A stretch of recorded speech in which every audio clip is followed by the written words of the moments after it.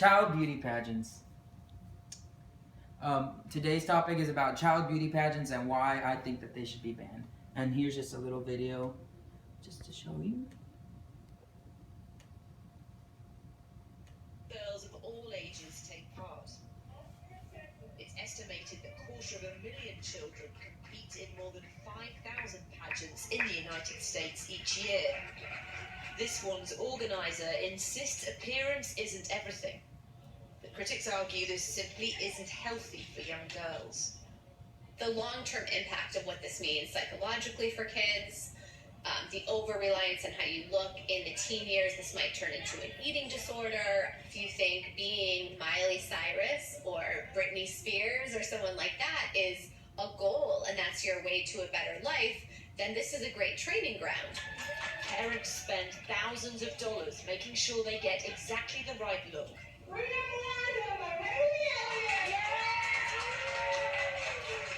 Mahaley did get a trophy, but it wasn't for first place. I think that I got perfect with hair, makeup, dress, and then when you don't win that, you have to wonder, what did I do wrong?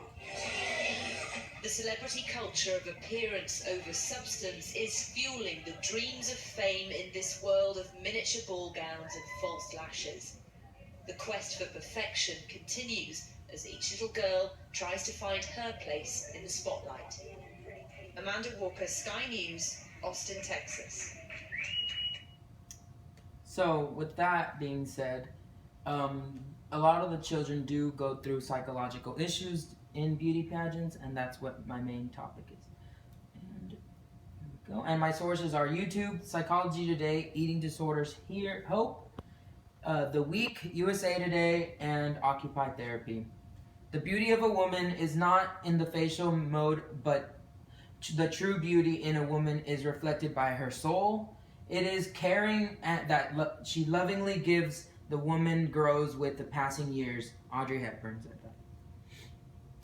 And my main topics for child beauty pageants are the need, the satisfaction, visualization, and action. The need. 10 million females, they go through eating disorders in the USA today, and 45% of 9 to 11-year-olds go through diet issues. They actually go through diet plans, which is not a good thing for 9 to 11-year-olds. I mean, they're still growing girls. Many young girls enroll in pageants, and their parents actually put them in these pageants to go and win money. And with these pageants, you get a self that you have to feel beautiful in order to make money, in order to succeed. And that's what these things teach girls. Pageants create a toxic environment to girls. As you saw in the video, this little girl, she didn't win first place, and she was still upset. Even though she won something, she still felt like she wasn't good enough, even though she looked beautiful as a little girl. The contests cause cognitive and emotional problems to girls. Like I said, they feel like they need to look a certain way to meet a standard of winning, and these little girls look like they're 30 years old with makeup on, and I can see why this would cause lots of problems to them in the future. And this was said by The Week. Hypersexualization of young girls is strongly associated with eating disorders and low self-esteem and depression. Parents are the answers to helping stop this. Without parents enrolling and letting these kids get enrolled to these pageants, they wouldn't be funded. We're literally the fire, the fuel of the fire, and we keep fueling this fire. Kids can't grow up feeling like they aren't pretty enough and feeling like they need to look a certain way to succeed in life. The satisfaction. What we need to do is inform parents on social media or in schools about these pageants and how we can stop them and what they actually do to their children. I mean, if you had a little girl and you took her to these beauty pageants and she felt like she wasn't worthy of being there because she wasn't pretty, it really you wouldn't want your child going through that. And that's what we want to do with these informationals by informing everybody, all these parents, from stopping them from going to beauty pageants.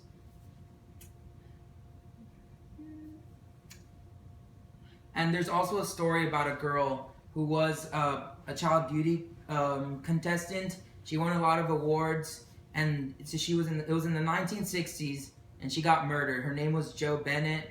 Her dad came out soon after that he wishes that she never did these contests because they never found out who the murderer was, but they suspected it was someone who knew who she was from these contests. And he says he regrets everything that he did for there because it really got her, making her look like an older woman, and it made the little girl go through lots of phases and depressions. And hearing that from a father who's lost a daughter in these pageants, it really felt to me.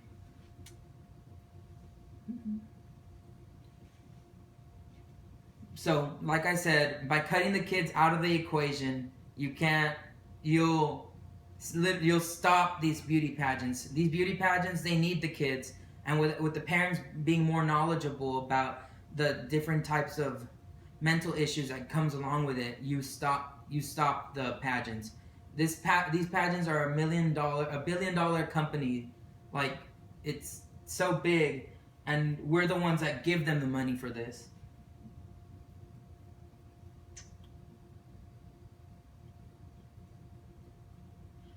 So educating the parents is our main goal, and without that main goal, without educating, right now about 6% of beauty pageant participants have suffered from depression. So if we don't fix it, that number will just increase.